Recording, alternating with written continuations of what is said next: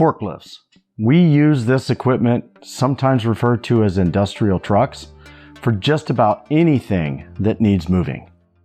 Hi, my name is Gary Marsh, and this is your Safetyology Talk on forklifts. Let's get started.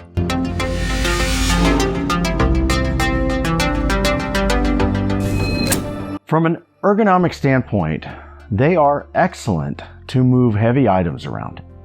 Items are typically transported by placing them on forks, either directly or on the forks using a pallet, and under special circumstances can be also carried by chains or slings so that the load is suspended underneath. This type of activity is often referred to as free rigging, and when this is performed, some very specific requirements must be met. But I'll discuss this later. Here's a question for you. How many workers are injured each year as a result of forklift misuse? Rather than keeping you guessing, the total number of injuries that occur every year, this includes non-serious, serious, and fatalities, is 97,000. That's nearly 100,000 workers that are injured per year for work involving just forklifts. Compared to the estimated number of forklifts in the United States, approximately 860,000, keep this number in mind. If we assume one accident per forklift each year, that's more than 1 in 10 forklifts involved in an accident. Now, in certain instances, there could be multiple incidents associated with just a single forklift. Despite hundreds of different industrial forklifts, the most common type by far is the sit-down counterbalance forklift. Here are 9 of the most common safety issues associated with forklifts. Number 1, failure to conduct operator training. Many operators say that driving a forklift feels very similar to driving a car. The problem with this, though, is thinking that a car turns with the front wheels and a forklift turns with the back wheels. There are also many different types of forklifts, and each one demands that the operator is trained to the specific type which he or she will be operating. For instance, there are 3-wheel counterbalance forklifts, side loaders, and teletrucks, aka telehandlers. These are often mistakenly categorized as cranes. They have a telescoping boom that allows accessibility for heights and angles that typically forklifts can't achieve. According to OSHA 29 CFR 1910.178, training shall be required for each type of forklift to be used.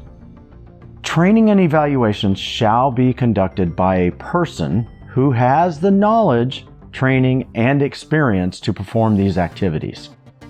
This is required even if a new worker claims to be experienced already. The specific topics to be covered are listed in the OSHA regulation. Number 2, failure to conduct retraining.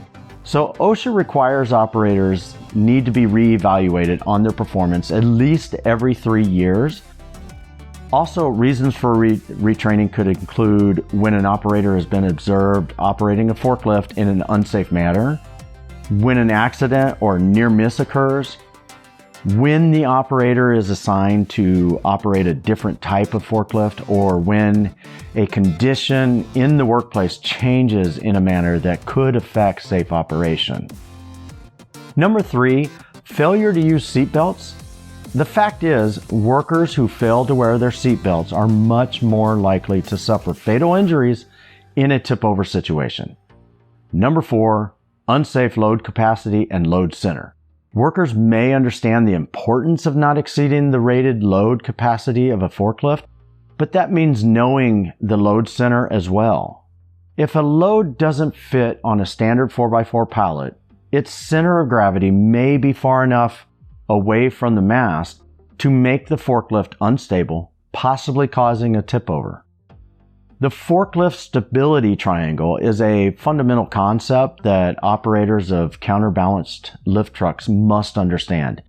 In order to maintain that longitude, lateral, and dynamic stability, Operators must be able to locate the center of gravity of a loaded truck and ensure that it falls within this imaginary triangle that spans the front axle to the center of the steer axle. If the center of gravity is outside this triangle, there is a strong likelihood of a tip over. Number 5, overhead hazards.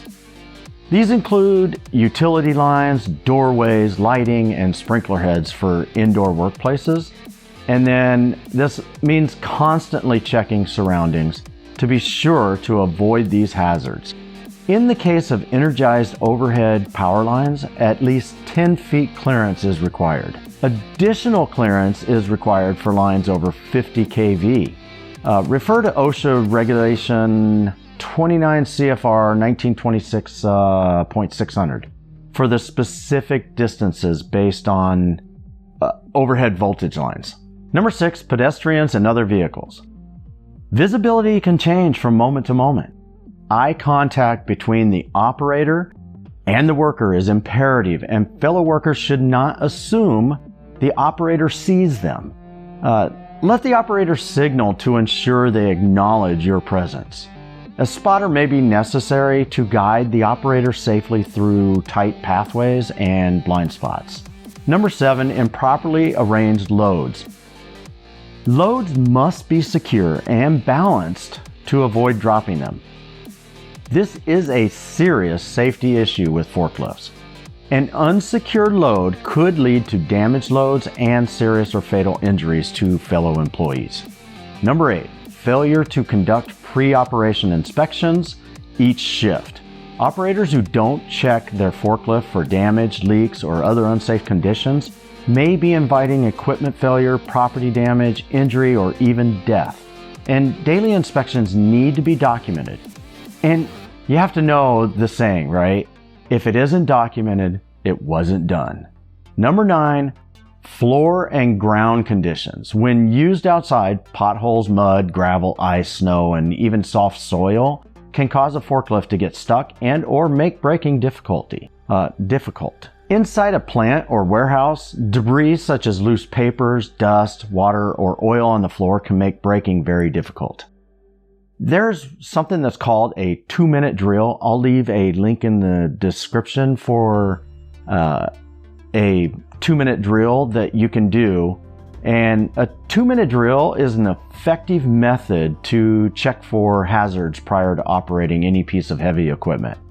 Remember, I talked briefly at the beginning of this talk about free rigging. Well, free rigging is the practice of attaching any type of rigging equipment, such as chains or slings, shackles, rings, and stuff like that, directly to the forks and suspending them below the fork. Now, there is a problem with free rigging, even though it's pretty common, that poses several hazards. The most notable hazard is load shift. This causes the center of the balance of the forklift to fall outside of the forklift stability triangle. 29 CFR 1910.178A4 requires that modifications and additions which affect the capacity and safe operation shall not be performed by the customer or user without the manufacturer's prior written approval. However, if the manufacturer doesn't respond, OSHA will accept written approval of the modification or addition from a qualified registered professional engineer. Forklift operators should always review the operator's manual, so they are aware of any specific safety issues as well as special features or differences related to that forklift. I want to finish this off by saying this. If you are not following 1910.178 and someone gets hurt, you will be in trouble with OSHA. You will also be fined a ton of money. Then, to top things off, more than likely you will be sued by whoever was hurt, whether they were being safe or not. If that person was killed and you are found at fault, family can sue you and will probably win. In finishing though, follow the rules and make sure your employees are trained properly, following the proper procedures and policies. If you like this video and want to hear more, Like it and subscribe, and smash that bell icon. I'm Gary Marsh, and this was your Safetyology Talk on forklifts. Bye.